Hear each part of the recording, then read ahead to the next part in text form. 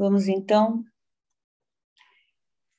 nos concentrando um pouquinho, nos voltando para nós mesmos e fazendo uma ligação com o plano superior, pedindo a eles luz, esclarecimento para a lição que vamos ler essa noite, para que possamos assimilar direitinho e, principalmente, colocar em prática todos os ensinamentos que aqui nos serão dados. Que Jesus ampare a todos nós, iluminando a nossa casa, as pessoas que se encontram dentro dela, para que todo mundo seja, assim, beneficiado com essa luz maravilhosa que está sendo nos dado agora. E é uma lição bonita, porque fala de uma palavra muito bonita que eu gosto muito, que é o progresso, né? Todo progresso é bem-vindo, né? E vamos falar sobre a lei do progresso. Eu esqueci de fazer a pergunta para o Gleidson. Gleidson, você vai querer dar a aula ou vai querer que eu faça? Sonia, acho que se você puder fazer, porque Tá, eu recebo as imagens, mas elas entram para mim travando. Não, tudo bem. Não tem problema. Era só como você está falando aí, eu não tinha certeza, mas tudo bem, sem problema. Tá? Então, vamos. Não, porque eu tenho medo de, no meio de uma fala, aí começa a travar. Tá perfeito.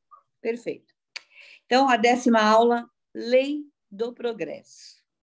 Né? Progresso da legislação humana. A sociedade poderia ser regida somente pelas leis naturais, sem o recurso das leis humanas, se os homens compreendessem bem e quisessem praticá-las. Então, seriam suficientes. Mas a sociedade tem as suas exigências e precisa de leis particulares. Mesmo quando o homem atingir uma civilização superior e completa, essa não será feita apenas de grandes descobertas tecnológicas e de invenções sofisticadas, mas em função do desenvolvimento moral do seu povo. Progredir não é esperar pelo auxílio divino, acreditando o homem que tudo lhe será dado. É modificar-se através do amor, do trabalho intenso, em um processo dinâmico. Não é ficar indiferente às fragilidades próprias da condição humana ou às condições adversas da natureza. É despertar para a vida do espírito, para a conscientização da responsabilidade individual para a brevidade e finalidade da vida terrena, como simples instante de trabalho do ser em evolução, o qual deve aprimorar-se ao infinito.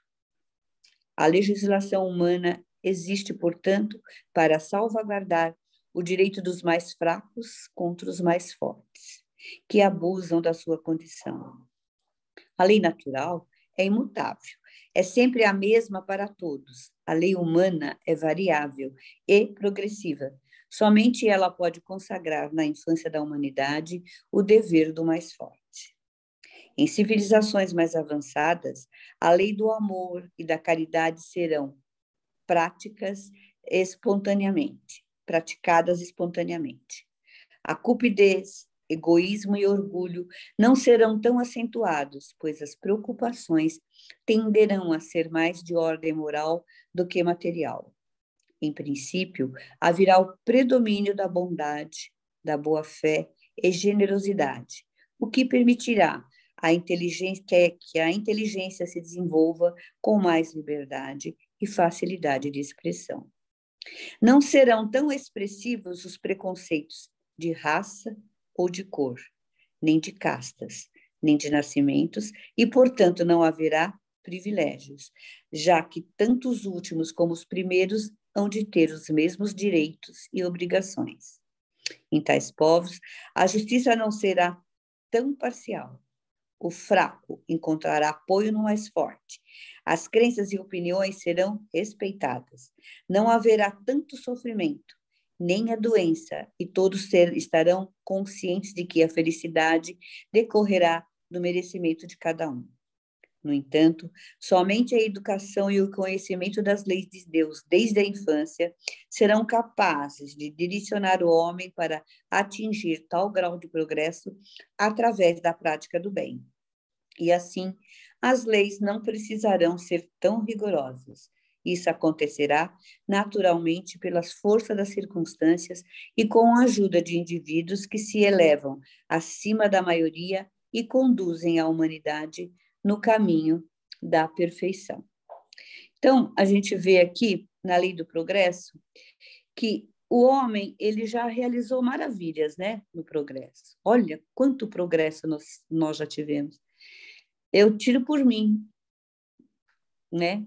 Tenho 73 anos, então, quanto progresso houve em 73 anos de vida minha? Quanta coisa de diferente de lá para cá, né? Olha a tecnologia como está, né? Olha, tantas coisas para se falar, os meios de comunicações, o homem foi para a Lua, aconteceu, nossa, várias coisas, várias coisas. Porém, foi no progresso intelectual. O progresso moral já não foi tanto, né? No nosso progresso natural, no nosso progresso moral. No progresso moral, nós ainda temos complicações para entender o outro. Às vezes, nós não gostamos do nosso vizinho. Nós temos grandes problemas até mesmo com os nossos pais. Nós temos problemas com a nossa esposa, com os nossos filhos, enfim, com os amigos, né? Nós ainda temos muito que superar do lado moral, né? A gente reconhece que quer paz, mas a gente vive sempre em disputa. Nós estamos sempre disputando alguma coisa. Nós queremos sempre ser os melhores em alguma coisa. Então, moralmente, nós estamos um pouquinho atrasados. Na inteligência, intelectualmente, nós estamos bem adiantados. Porém, Deus, na sua perfeição, faz com que um dependa do outro. Por quê? Se a gente for ver, nós temos sim necessidades de todas essas tecnologias. E é muito bom que isso aconteça, porque o mundo necessita desse progresso. Eu não estou falando que o progresso é ruim. Eu estou só querendo comparar o progresso intelectual com o nosso progresso moral. Então, aonde é que o homem pensa que vai encontrar a felicidade? O homem pensa que vai encontrar felicidade em todas essas tecnologias, em todas essas facilidades que o mundo nos dá. Nós vamos pôr a nossa felicidade numa casa nova, no móvel novo, no carro zero, numa grande viagem. Aí está a nossa grande felicidade. E sabe o que acontece? Muitas e muitas e muitas pessoas têm tudo isso e não conseguem ser felizes. E isto faz com que eles vão procurar algo que lhes responda a tudo isso. Algo que lhes preencha a vida, o momento, né, que eles precisam. Porque não adianta nada você ter tudo isso e ter um vazio de sentimentos. Um vazio de sentimento de amor, de caridade, de compaixão, de solidariedade. E Deus é tão bom que Ele também nos dá a lei da destruição. A lei da destruição é quando explode um vulcão, quando acontece um tsunami, quando vem um vírus. O que acontece? Todo mundo se volta rapidinho para Deus. Então, na hora certa, Ele manda a coisa certa, para que a gente progrida, para que haja um progresso na legislação humana. Então, tudo o que acontece é bom. Parece que a gente não está progredindo, mas estamos sim. Porque com tudo isso que está acontecendo com nós crescemos muito. Quanta gente, por causa da pandemia, se voltou para Deus, se voltou para a caridade, para tudo isso, né? Nós temos toda a tecnologia, mas não podemos sair de casa. Eu vejo o Gleidson me vê, mas eu não posso abraçar o Gleidson, eu não posso abraçar a Bia, eu não posso ver a Rô, né? Tudo isso. Então, ele nos levou para onde? Para dentro de nós mesmos. É isso que a gente precisa ver sobre o progresso. Bom, e agora nós vamos falar da influência que o Espiritismo tem no progresso. A doutrina espírita, ao trazer à luz o cristianismo redivivo, inaugura a civilização do espírito que caracterizará o terceiro milênio e se tornará uma crença comum e marcará uma nova era na história da humanidade, porque pertence à natureza e chegou o tempo em que se deve tomar lugar entre os conhecimentos humanos. Tem, no entanto, grandes lutas a sustentar no campo científico, mas contra preconceitos do que contra as teorias no campo religioso, mais contra os preceitos morais em si no campo filosófico. Sua luta será sempre maior contra o intelectualismo que contra as sábias e reais aspirações humanas. Destruindo o materialismo, que é uma das chagas da sociedade, ele faz os homens compreenderem aonde está seu verdadeiro interesse. A vida futura, não estando mais velada pela dúvida, o homem compreenderá melhor que pode assegurar o seu futuro através do presente. Destruindo os preconceitos da seita, da casta, de cor, ele ensina aos homens a grande solidariedade que se deve se unir como irmãos. É assim que, no futuro, os contraditores do espiritismo, achando-se mais e mais isolados, acabarão por pensar como a maioria, visto que todo princípio racional há de ser universal. Poder-se-ia questionar por que os espíritos não aceleram o progresso com manifestações patentes de forma a conduzir os mais incrédulos.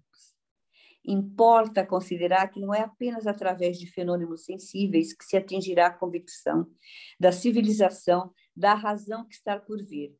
São importantes fundamentos racionais que venham de fato legitimar a autoridade, não apenas fenomênica, mas, sobretudo, moral, que caracteriza a essência da doutrina espírita. Não vedes ainda hoje os homens negarem os fatos mais patentes que se passam a seus olhos? Não tendes os que não acreditam mesmo quando vissem? Não, e não é o meio dos prodígios de Deus conduzirá os homens na sua bondade. Ele quer deixar-lhes os méritos de se convencerem através da razão. Gente, quanta gente que tem prova de tantas coisas, mas que não acredita, nem precisa falar muito, né? Tem quem não acredita que existe a Covid, que é mentira, que é política.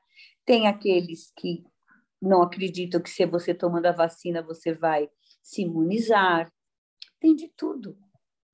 Como é que nós vamos querer que todas essas pessoas acreditem, tenham uma fé, acreditem em Deus? É muito difícil. Nós já superamos muita coisa, muitos e muitos preconceitos. Preconceito de cor existe ainda? Claro que existe, mas já mudou muito. Houve um grande progresso. Preconceito social, né? Porque o homem, ele constrói arranha-céus, ele faz coisas maravilhosas, mas ele não tem um olhar para aquele irmãozinho que está na rua e que não tem nem aonde descansar, nem o que comer. Com toda a inteligência dele, ele é incapaz de ver e de sentir a dor do outro. Ele não consegue. há um certo egoísmo ainda dentro da gente. Você faz alguma coisa, mas você é incapaz de trazer uma pessoa que você não conhece para dentro da sua casa. Por quê? Porque temos medo, pela nossa segurança. Temos medo. Mas ajudar, estender a mão, é fácil. Só que ele não tem tempo, ele tá muito preocupado com as coisas, com os negócios. Então, houve um puxar do breque de mão. Sabe? Quem dirige sabe, né, o que eu estou falando. Você está dirigindo e, de repente, alguém puxa o breque de mão. O que acontece? É o que está acontecendo para a gente. A Bia, que está começando aí, sabe disso, né, Bia? Então, a gente precisa se olhar para ver. Então, o progresso traz isso para a gente, faz com que a gente se volte para Deus, né? Parece que não, parece que ninguém está progredindo, parece que o mal está em excesso, mas às vezes precisa o mal em excesso para a gente reconhecer o bem. É necessário que o mal apareça para que você sinta a falta do bem que não está acontecendo. Né? Que coisas absurdas aconteçam quando a gente liga a televisão e fala, não é possível que está acontecendo isso. Para quê? Para que a gente lembre que o bem precisa prevalecer.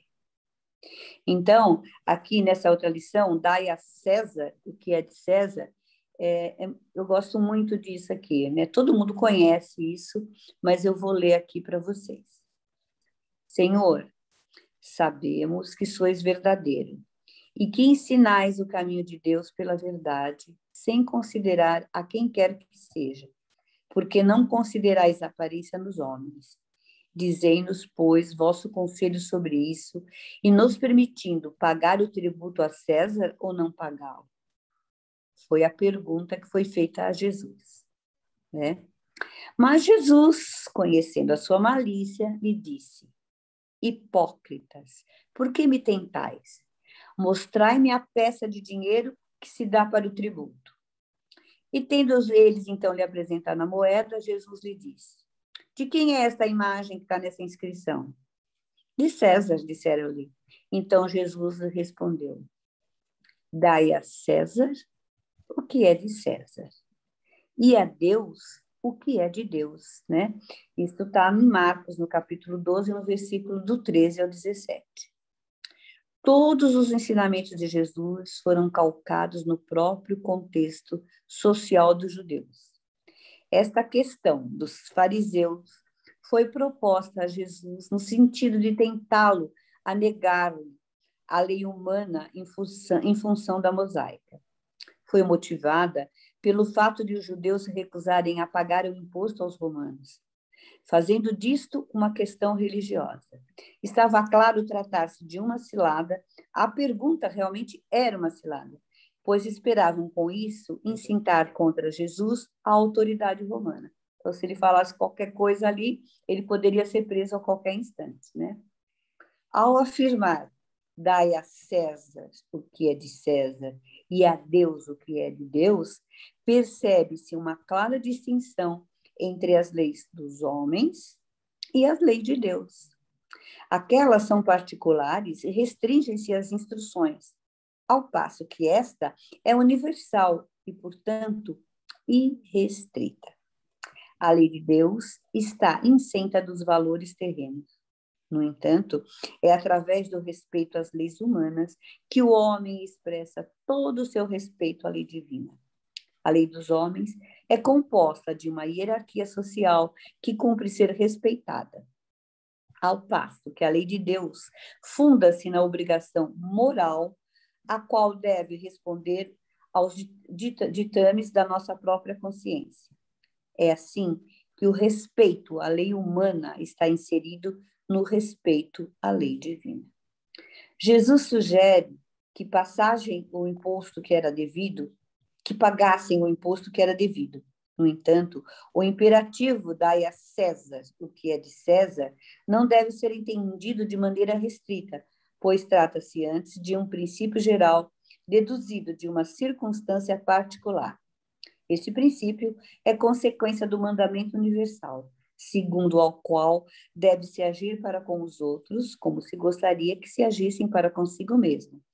Pois o homem responderá por todo o prejuízo moral e material que causar a outrem. Isto estende-se aos deveres assumidos com relação à família, à sociedade, à autoridade constituída, incluindo-se compromissos pessoais assumidos perante a própria consciência. Quando Jesus recomenda às criaturas o amor a Deus e ao próximo como a si mesmo, nesse amor se funda o respeito a Deus e ao próximo, sendo a lei divina a lei do amor. O seu cumprimento será o aperfeiçoamento das relações sociais, onde as mais recalcitrantes respeitarão a lei pelo próprio respeito e não por uma imposição.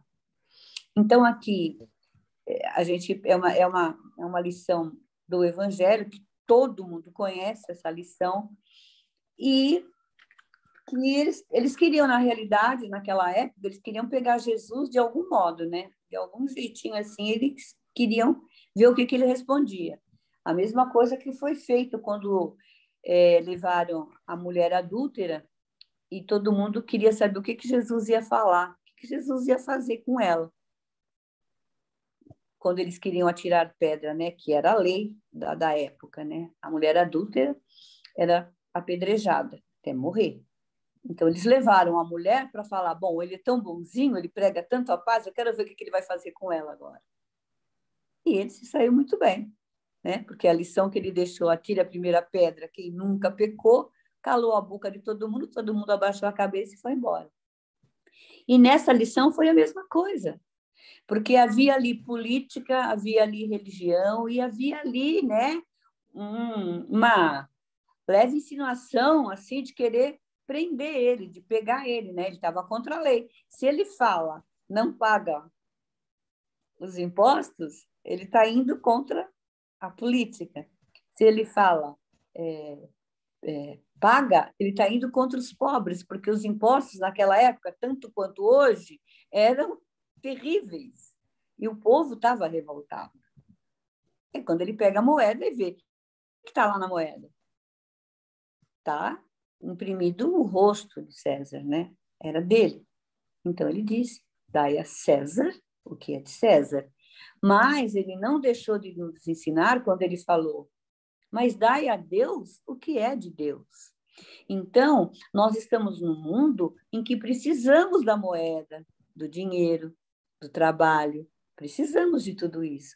Mas temos que ter também um instante para com Deus. Dai a Deus o que é de Deus, né? Temos momentos para tudo, para festa, para isso, para aquilo, mas para estudar as leis de Deus, nós sempre arrumamos uma desculpa. Não dá tempo, agora eu não quero, sou muito nova, depois eu vou ver. Não, eu estou com sono, eu estou cansada. Ai, hoje não dá. Ai, não, gente, hoje não vai, né? Então, nós temos que saber que nós temos que dar o que é por direito a Ele. Dai a Deus o que é de Deus. O que é que ele veio ensinar para a gente? O que Jesus nos ensinou. Ele não veio ali simplesmente para morrer e fazer de bacana, para se fazer de mártir. Ah, eu vou morrer na cruz para me fazer de conhecido, para me criar um ibope. Não. Ele veio nos ensinar as lições que nós precisamos e aprender, e há 2000 anos nós não conseguimos.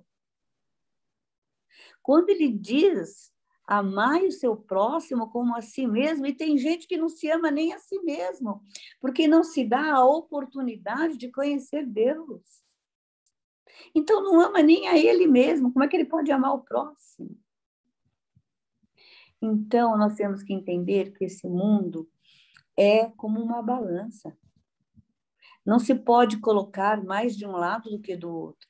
Nós temos que ter o equilíbrio de tudo. É essa a lição que vai nos dar. Dai a César o que é de César.